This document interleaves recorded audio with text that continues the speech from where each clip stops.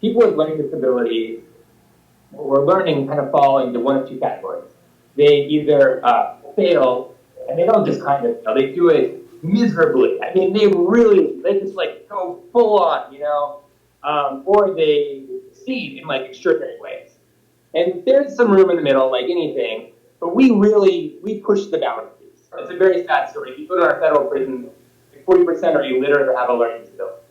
And people don't often think about that. I mean, they've really failed, But then you look at the other side, and there's been a lot of research done by a woman out of the UK who has found that you look at entrepreneurs, like people who are head of like Fortune 500 companies, like a third or a quarter have dyslexia. Mm-hmm. And it's because they already have that sort of disruptive thinking, they're out of the box, and they don't generally understand problems the way you're supposed to understand them anyhow. So they just kind of work their own way. And thinking about my life experience, I think it defines a lot of how I've come to understand myself. Because I struggled tremendously when I was in school. I literally didn't know how to read in the 5th grade. By the 7th and 8th grade, I was starting to turn around, but still had messages like, you'll probably end up, if you're lucky, flipping burgers or in jail. And then when I ended up at Brown University, I could conceive of myself differently as someone who was actually smart. But I sort of came to own my brain. And so I think if anything else is true, it starts for me in an ownership of how my brain works, the flaws, and, the things that are amazing. So I think that's what makes me my owner's manual. I'm the CEO of my brain.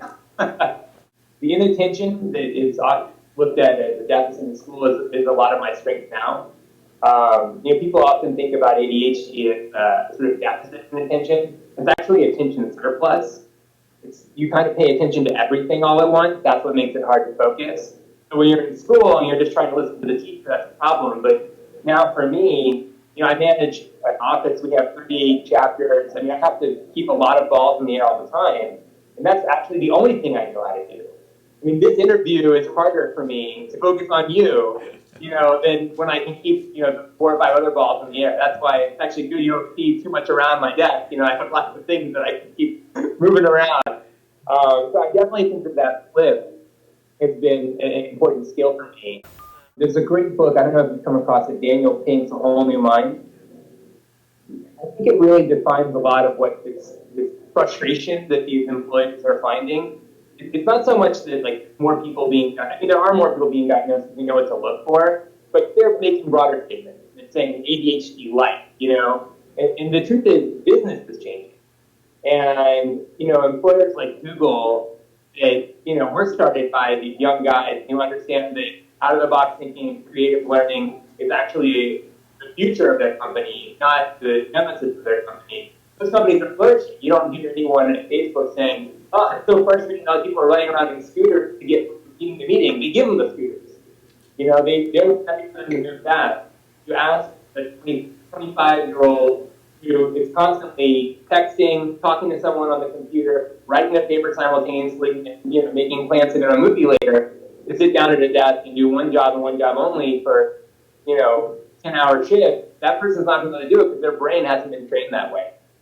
And the change in that training is happening younger and younger. I think people very often confuse tangential learning with a lack of longitudinal learning. And they don't actually work against each other. You do it at different times. So instead, someone sits down and says, okay, I'm gonna write my 5-year plan. And I'm gonna shut everything out, and I'm gonna sit down. I'm not gonna leave this room until my 5-year plan is written. And I do a lot of writing, and I know that when I'm writing, sometimes I just want to lock myself in my office and say, I'm not gonna I'm writing a piece right now for the Chicago. I'm not gonna leave until I finish this. It doesn't work that way. Kind of being okay with that. It's environment that we're actually talking about building that's changing. Not we still need 5-year plans. We still need strategic thinking and all that. We just have to do it in a slightly different environment. I've actually learned here at Eye to Eye, and I should say that we make a specific effort to hire people only who have learning disabilities. So you can imagine there's every color and shape. The key is to, as a part of the interview process, actually ask people how they learn. because like the woman who set this up, Lauren, my assistant, she is the most type A, like linear thinker you're ever going to meet. And for what she needs to do for our office, thank God. You know, she keeps trains running on time. And if we needed more people to do that work, I would, in her interview process, that's what we interviewed for. I didn't ask her, in fact, she actually came from the Peace Corps before she was working for us, and she told me about a number of projects that she managed at a very high level of detail. And I was really just trying to understand how she learned. I mean, other people interviewed and said they had been, you know, assistants for 25 years. I don't care.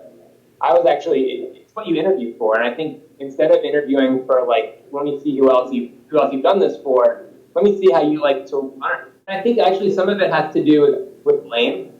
Like we like, even in schools, we like to blame the student. Like if a kid's not learning, we often don't say, well, you know, maybe we're not teaching them right. We're like, well, that kid's broken.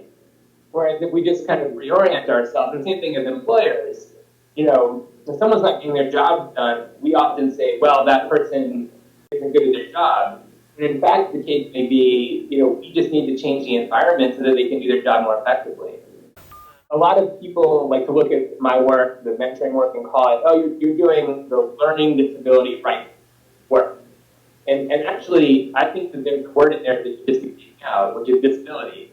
We're actually just doing a learning rights movement. We're just kind of advocating for learning in general. And we just happen to have a population that tends to fail most in our current system. So a lot of the lessons that I learned here, I think, actually are universal.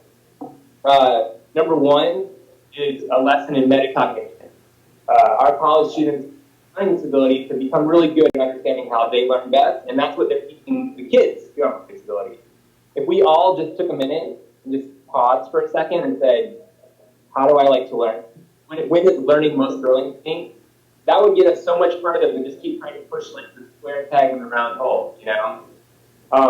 Secondly, and people with learning disabilities have been taught this word from the day they were diagnosed, but it's good for everyone, is the word accommodations.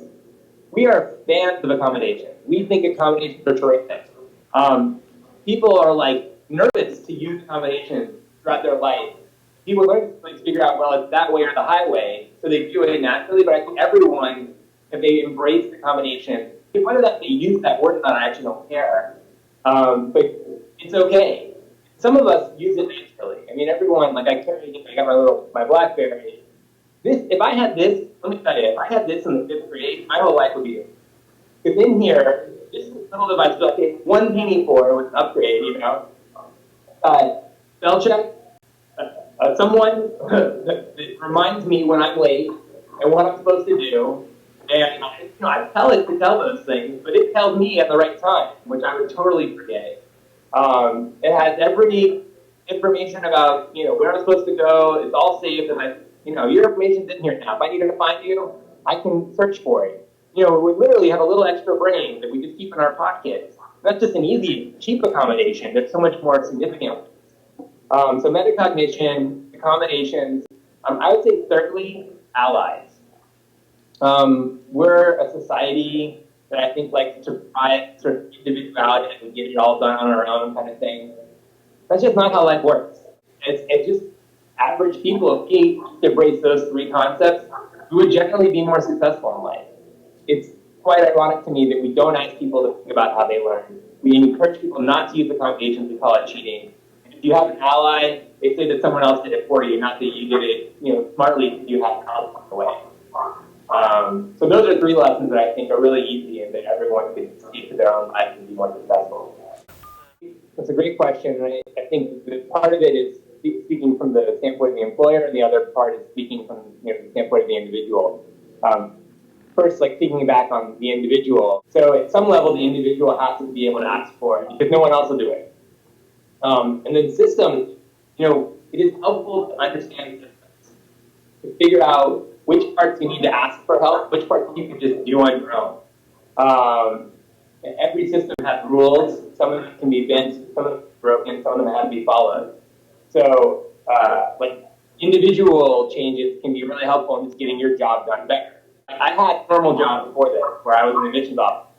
There were a lot of rules. I mean, I read for a living. As someone with dyslexia, that was a challenge. I figured out where I could advocate for myself, and ultimately I just figured out how to get all the applications read on time with the conversations that fit for me, and I never even talked to my employer about it. I just got it done.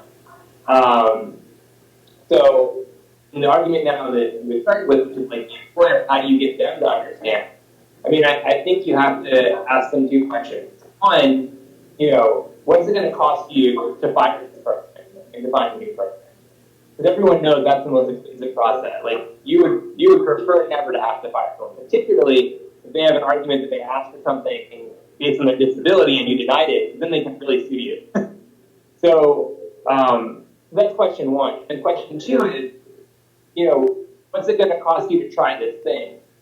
A lot of these times, the accommodations, they're not that hard. And if you put a spotlight on these disruptive companies, I mean, I think of Netflix as an interesting disruptive company, right?